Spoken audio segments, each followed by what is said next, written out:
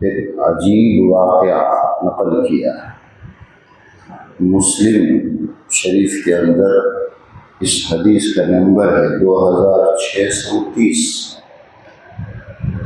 حضرت عائشہ رضی اللہ عنہ فرماتی ہیں کہ ایک دن ایک بائک آدمی اپنے 2 چھوٹی بچیوں کے ساتھ میرے پاس آئی کچھ مانگنے کے، اور گھر میں تلاش کیا گیا تو صرف 3 کھجور گھر میں تھے بس، اور کچھ نہیں تھا۔ تو وہ 3 کھجور حضرت عائشہ رضی اللہ عنہا نے اس عورت کو دے دیا۔ تو حضرت عائشہ کے سامنے ہی اس عورت نے اپنے 2 بچیوں کو ایک کھجور دیا، اور چھوٹے بچے بھوکے رہے ہوں گے، جلدی سے انہوں نے دونوں کھجور ایک کھا لیا، اور ایک کھجور اس کے پاس تھا، اور وہ اس کھجور کو کھانے کے ارادے سے جب ہاتھ اٹھا رہی تھی تو ان 2 بچیوں نے وہ مانگ لیا ماں سے، ایک کھجور میں کیا ہوتا ہے۔ تو ماں نے جو ہے خود نہیں کھایا، بلکہ اس ایک کھجور کو بیچ میں آدھا آدھا کر کے ان 2 بچیوں کو دے دی، اور حضرت عائشہ یہ سب دیکھ رہی تھی، اور پھر وہ چلی گئی، خود نہیں کھایا۔ تھوڑی دیر کے بعد جب اللہ کے رسول گھر تشریف لائے تو حضرت عائشہ نے یہ سب اللہ کے رسول کو بتایا صلی اللہ علیہ وسلم کہ ایسا عجیب واقعہ میں نے دیکھا ہے۔ اللہ کے رسول نے اس عورت کی جو اپنے بچیوں کے لیے جو محبت تھی اس کی تعریف، اور یہ فرمایا کہ اس ایک کھجور کی وجہ سے اس عورت کو اللہ نے جنت واجب کر دیا۔ ایک کھجور اس سچویشن میں جبکہ وہ خود بھوکی تھی، اس کی 2 بیٹیاں جو تھی بچیاں وہ بھی بھوکی تھی، اور ان 2 بچیوں نے ایک کھجور کھا لیا تھا۔ یہ جو کھجور یہ اپنے لیے ماں نے جو رکھا تھا اس کو کھانے کی جب اس نے ارادہ کیا اٹھایا تو اس کو بھی بچیوں نے مانگ لیا، اور ماں نے اس کو کھلایا۔ ایک ماں اپنے بچوں سے کتنی محبت کرتی ہے۔ اللہ کے رسول نے یہ فرمایا کہ اللہ نے اس کھجور کی وجہ سے اس عورت کو جنت فکس کر دیا ہے، اور دوزخ سے اس کی نجات ہوگی۔ اب وہ جلے گی نہیں دوزخ میں۔ عام حالات میں بھی بندہ کچھ جو اچھے کام کرتا ہے اس پر بھی ثواب ملتا ہے، اور کبھی کبھی وہ کام بھی اسے دوزخ سے بچانے کے لیے کافی ہو جاتا ہے، اور وہ جنت میں جا بھی سکتا ہے۔ حضرت عائشہ رضی اللہ عنہا جو ہم سب کی ماں ہے، ہمارے نبی کی بہت چہیتی بیوی ہے، اس دنیا میں بھی اور آخرت میں بھی، جنت میں بھی حضرت عائشہ ہمارے نبی صلی اللہ علیہ وسلم کی بیوی ہوں۔ ان کے گھر کا یہ حال ہے کہ کھانے پینے کے لیے کچھ نہیں تھا، صرف 3 کھجور تھی۔ ایسے بھی حالات سے گزرتے ہیں، کبھی کبھی ایسے حالات آتے ہیں، ان حالات میں بھی صبر کرنا، اور کوئی آئے ہمارے پاس، اگر ان حالات میں کوئی آئے مانگنے کے لیے تو ہم پہلے تو اسے 100 گالی دیں گے،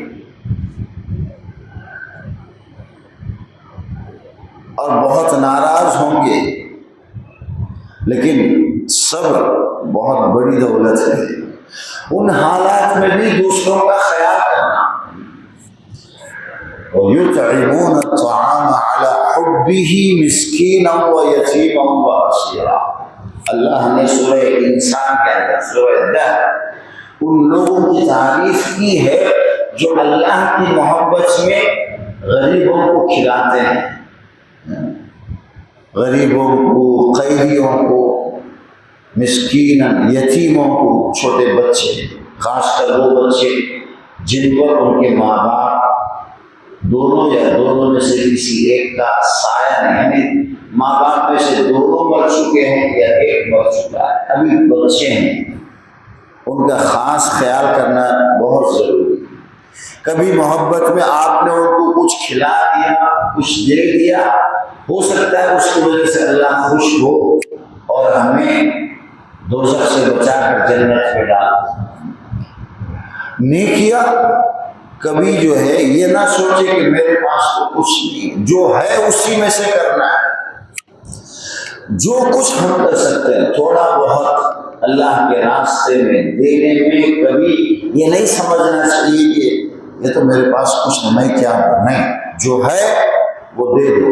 اس کو تو ایک کھجور وہ بھی اس کو سوال کرنے پر ملا تھا، حضرت عائشہ نے دیا تھا، اس کا اپنا نہیں تھا، اسے بھی عثمان نے اپنے 2 بچوں کو کھلایا۔ یہ ہمارے اسلاف ہیں، ہمارے نبی اور آپ کے صحابہ، ان کے یہ اخلاق ہیں۔ اسلام یہی تعلیمات دیتا ہے، اور آج بھی ایسے لوگ ہیں بڑے بڑے عہدوں پر رہ کر کچھ نہیں ہوتا ہے۔ ابھی جو ایران کے علی خامنہئی جو شہید ہو گئے ہیں، ان کے بارے میں دیکھ رہا تھا، وہ ایک دن بڑے بڑے منسٹروں کے ساتھ میٹنگ میں تھے، بڑے بڑے لوگ آئے ہوئے تھے، کوئی گورنمنٹ کی بہت خاص میٹنگ تھی۔ میٹنگ جب ختم ہوئی تو انہوں نے ایک بات کہی، تم میں سے کوئی ہے جو اپنی بیٹی کا نکاح کسی ایسے آدمی سے کرنے کے لیے تیار ہو؟ آدمی تو اچھا ہے، لڑکا اچھا ہے، لیکن اس کے پاس نہ گھر ہے نہ بینک بیلنس، کچھ نہیں ہے، لیکن اخلاق بہت اچھے ہیں، ایسا ایک لڑکا ہے، اسے ایک لڑکی چاہیے، تم میں سے کوئی تیار ہے کیا؟ ایک سوال۔ بڑے بڑے منسٹر تھے، سب خاموش ہو گئے، کوئی سر جھکا دیا، جواب نہیں دیا۔ ان میں سے ایک، ان کا نام غلام علی تھا، انہوں نے کہا کہ آپ اگر کہہ رہے ہیں کہ وہ اچھا ہے، نیک لڑکا ہے، تو میں تیار ہوں۔ جب آپ اس کی تعریف کر رہے ہیں، وہ کوئی بھی ہو، نیک ہے، اس کے اخلاق اچھے ہیں، میں اپنی بیٹی کو دینے کے لیے تیار ہوں، بس آپ وہ ہے کون بتائیے۔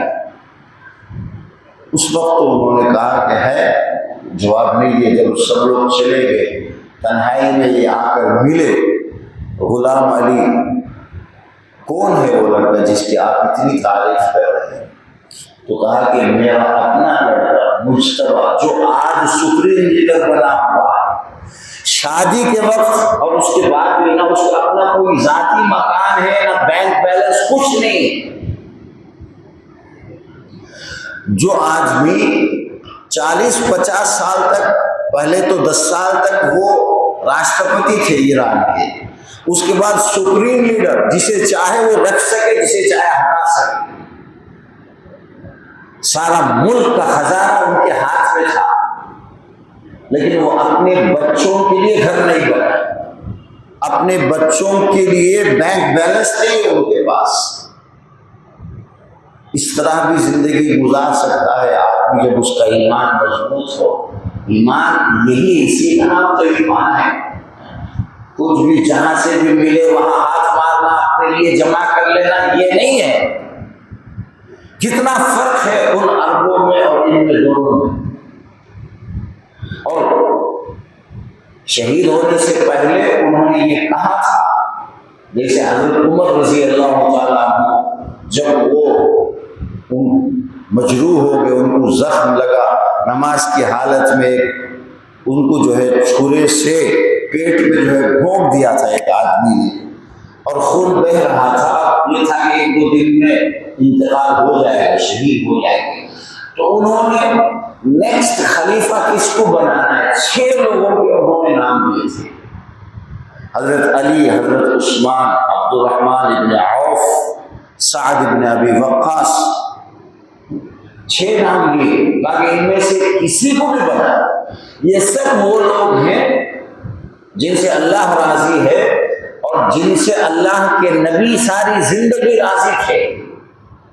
اور یہ بھی فرمایا کہ میرے بیٹے عبداللہ کو مشورے میں رکھنا، اس سے ایڈوائز لینا، لیکن اسے خلیفہ مت بنا۔ اسی طرح انہوں نے بھی، علی خامنئی صاحب نے بھی یہ کہا تھا کہ میرے بیٹے کو بعد میں سپریم لیڈر مت بنا، مشورے سے کسی کو بھی بنا۔ لیکن بعد میں جو وہاں کے جو مفتی حضرات ہیں، ان کے بارے میں بتایا، پورے ملک سے دینی علوم میں جو ڈاکٹریٹ کیے ہوئے ہوتے ہیں ان کو 87 ممبروں کی ایک کونسل ہوتی ہے، وہ چنتے ہیں کہ سپریم لیڈر کون ہوگا۔ انہوں نے پھر بیٹھ کر مشورہ کیا کئی دن، تو مشتبہ ان کے بیٹے ہی کو انہوں نے اتفاق سے بنا دیا۔ تو ایسے بھی لوگ اس دنیا میں، پرانے قصے نہیں، ہمارے سامنے ہو رہا ہے، اور ہم دنیا کے لیے مرے جا رہے ہیں۔ وہاں ساری زندگی سب کچھ دین کے لیے قربان کر رہے، ہمارے سامنے مثالیں ہیں۔